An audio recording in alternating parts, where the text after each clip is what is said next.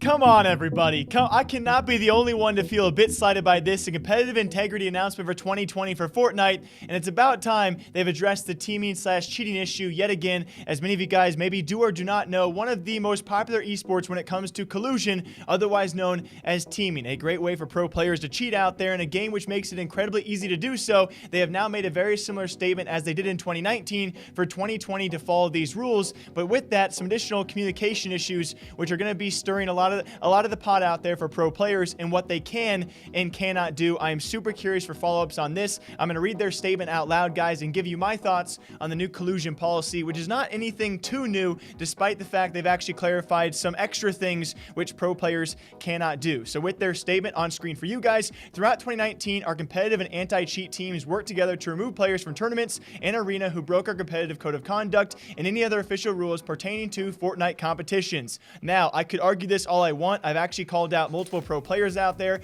Fortnite and its community is very weird in the sense that many players have had accusations or evidence, and Epic Games has just really not responded on a lot of those, and even when they have, they usually ban the guilty ones for 2 weeks, and that's it. So I find it kind of ironic they've announced these competitive integrity changes, and they've also said our code of conduct team has looked into a lot of evidence out there when your ban length for cheating is 2 weeks for pros, which is pretty crazy compared to other esports. But anyway, the statement does continue as well. Our primary goal is to support competition that is fun, inclusive, and in line with the overall spirit of Fortnite. Unsportsmanlike conduct from participants is not within that spirit and will not be tolerated in Fortnite competition. Well, it is tolerated, but it's only tolerated for about, the 2-week ban period is when it's not tolerated. Then they're going to tolerate you again, so don't worry about that. I don't mean to be rude about this, but you guys got to understand, compared to other esports, yes, teaming is not the same as cheating, right? When you team like Ronaldo or Ziff or the likes of some FaZe members out there, it's not the same as what Jarvis did when he just aimbot it. It's totally different offenses, but still a 2-week ban has always rubbed me the wrong way. So the things that constitute teaming or collusion are the same things that did in 2019.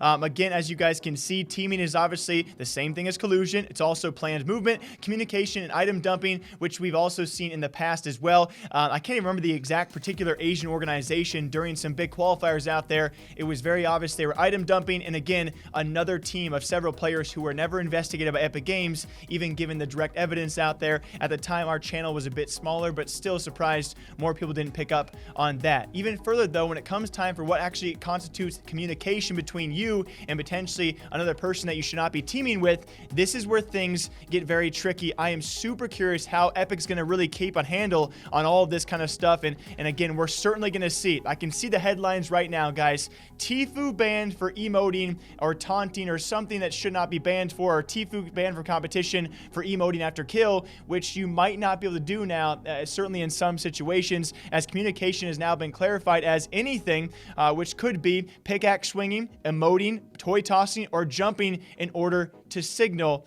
And yeah, that's going to cause some issues, I would say, for sure. It's a very, very broad structure of an announcement to announce anything you do in those 4 parameters is going to constitute you teaming or colluding, which obviously a lot of us swing pickaxes and jump and emote, and I guess a few people toy toss. So I don't know. This is going to be very, very weird. Now, when it comes to perspectives out there that I do trust, and when it comes to analyzing competitive play, I think Bala is always a great source of information out there. Also, Poach has agreed with his statements, which again, they make a lot of sense. Epic, come on, give this guy some more notoriety, as he has grown throughout the scene over the past year or so. His thought process really does work when at least I think, when it comes to competitive thinking out there, as he did tweet, some big suggestions that I agree with right away. Get rid of toy throwables. Yes, agreed, they're useless. Anonymous mode should be in open tournaments. I totally agree, especially when it comes to open qualifiers for huge prize pools. And forced random skins should be a given in any situation. Poach agree with that point as well. As you guys can see, when it comes time for open qualifiers or closed qualifiers, if LAN events do randomized skins, so should any events that lead to bigger events out there, which means maybe not Cash Cup, but if you are qualifying for a big event out there, which includes a decent amount of prize pool, why not randomize the skins? It hurts nobody besides a few people out there that think that their skins give them some sort of tactical advantage. I agree with all of his points there, and this is something Epic should certainly do as well, especially when it comes time comparing to this to any other esport.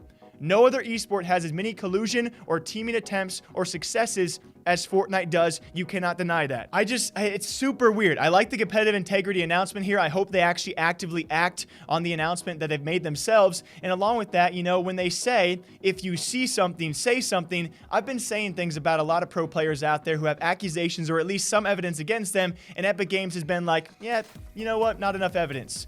We saw, in particular, about a month ago, and I don't need to name names, we saw some top pro players with accusations, and I would say a decent amount of evidence, which should require some investigation.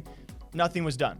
And so, Epic, if you're gonna say one thing, you gotta do the same thing you're saying. Epic, if you see something, you should say something. At least it's a good announcement, guys. I think more is coming hopefully sometime soon. It's not the movement update that people wanted, but it's still more to touch on teaming and colluding, and hopefully this only helps the scene going forward. We are also going to find out for our first teaming and colluding ban in 2020. Will it still be 14 days? Most likely. Until next time, hope you guys all enjoy breaking down gaming esports news here every single day, all day long. Thank you all for the subscriptions, the comments. You guys have been amazing as of late. I'll be back here sometime soon.